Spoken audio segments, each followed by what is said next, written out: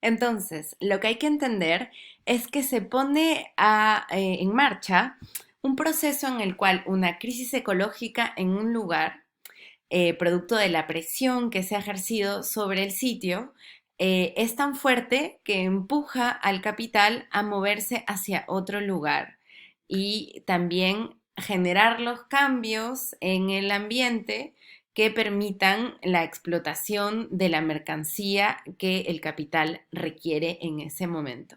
Entonces, en esos lugares a donde se traslada la gente y el capital, pues se recompone la división social espacial del trabajo, se organiza el territorio al servicio de esa mercancía y se maximiza la productividad en ese lugar de esa mercancía.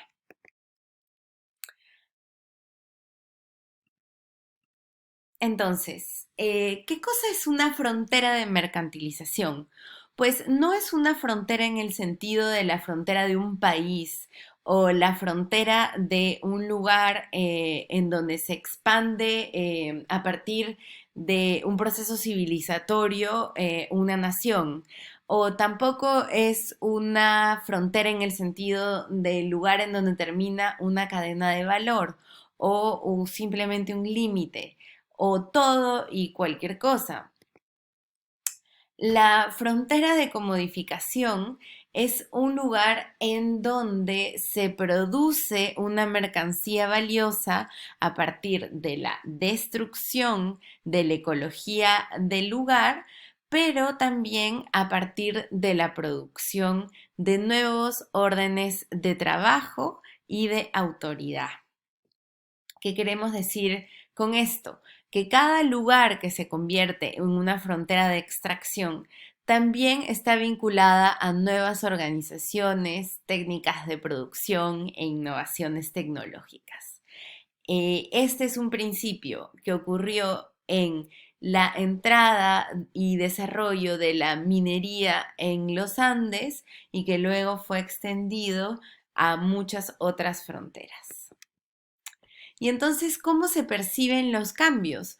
Pues se perciben a través de las conexiones que hay entre diferentes lugares y diferentes sociedades, en tanto insumos y productos del funcionamiento económico y social.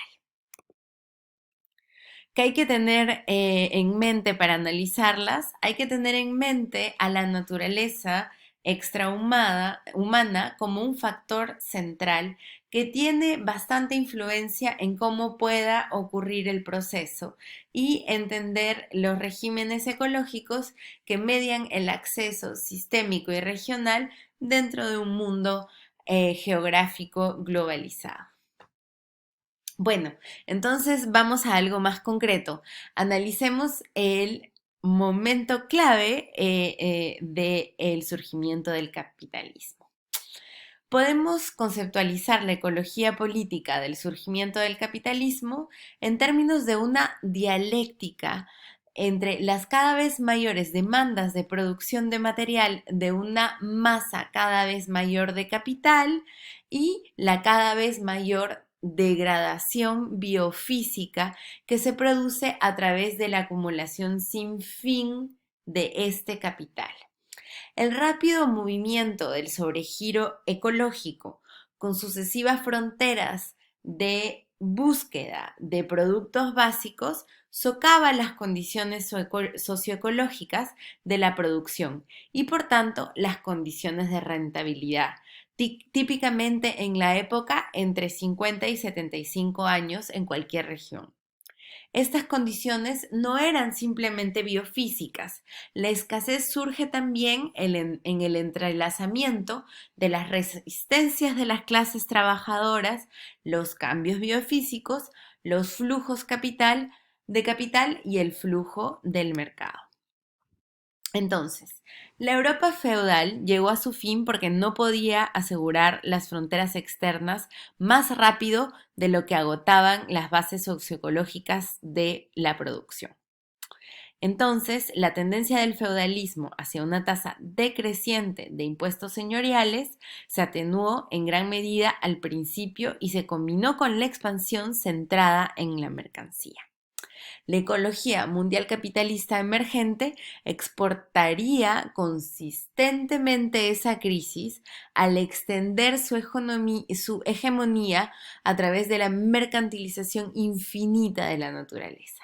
Para 1492, los estratos dominantes de Europa habían descubierto no solo América, sino una ecología política de expansión nueva y radicalmente transformadora. Así, el capital excedente que tenían para invertir abrió las puertas a otro capital más fuerte, que fue el capital holandés. Entonces, el capital que se invirtió en Potosí a través del financiamiento de las expediciones a las Américas y luego la inversión en su excavación y producción, fue pilar de la acumulación mundial de capital, porque después de 1572 se genera un momento altamente prefigurativo, que eso quiere decir que un momento en donde ya se generan patrones de comportamiento, en donde se mezcla el aumento de la productividad en los procesos de producción y el saqueo del capitalismo. A partir de lo que ocurre en Potosí y esta acumulación de capital, en donde hay más medios para invertir y mejores técnicas para ser más productivo, ocurre un cambio social muy importante en Holanda, que la convierte en el centro del protocapitalismo. Ahí se separan los productores directos de sus medios de subsistencia y esto conduce a la transición al capitalismo. Esto se debe entender como dos fenómenos totalmente juntos. Entonces, el éxito holandés fue posible gracias a una historia socioecológica de productividad y de saquear en una frontera y luego en otra. Lo que ocurrió a partir de la inyección de capital es que extienden varios lugares a donde pueden ir rápidamente a producir nuevas mercancías y abandonar el lugar una vez que este sitio deja de ser tan productivo. Entonces, lo que hace Jason Moore es recopilar todos estos lugares. El capital holandés fue pionero o estuvo implicado en una ola extraordinaria de transformación ambiental de gran envergadura, como fue el ascenso del noreste de Brasil como gran productor de azúcar, desplazando a las islas del Caribe, el movimiento de la frontera esclavista, o sea, de la extracción de mano de obra forzada de África, desde el Golfo de Guinea hacia Angola y el Congo, el ascenso de Potosí después de una primera extracción en 1545 y su dramática reestructuración a partir de cambios técnicos en 1571. También el capital holandés estuvo involucrado en la destrucción de árboles de clavos y nuez moscada, porque había una batalla por controlar el mercado de especies en las primeras décadas del siglo XVII. También estuvieron involucrados en el drenaje de pantanos en Inglaterra, en los humedales del mundo atlántico y humedales que fueron secados en lugares tan variados como Pernambuco, Varsovia, Roma o Gotemburgo. Estos cambios son cambios ecológicos claves que cambiaron las dinámicas regionales a partir de un patrón de producción. También estuvieron involucrados en la reubicación de la construcción naval española que se traslada de España a Cuba y el movimiento de la frontera de productos forestales de Polonia y Lituania al sur de Noruega, de donde sale el título del artículo porque Noruega se convierte en el mayor productor productor de productos forestales y provee a Ámsterdam de estos bienes.